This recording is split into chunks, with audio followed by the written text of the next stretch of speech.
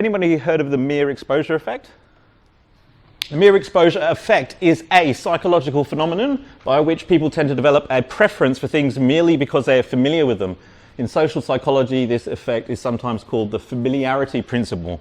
Okay, so they used to say 15, 20 years ago that you need 5 exposures with a brand before you feel familiar enough with them to want to do business with them. Now it's about 23 exposures on average.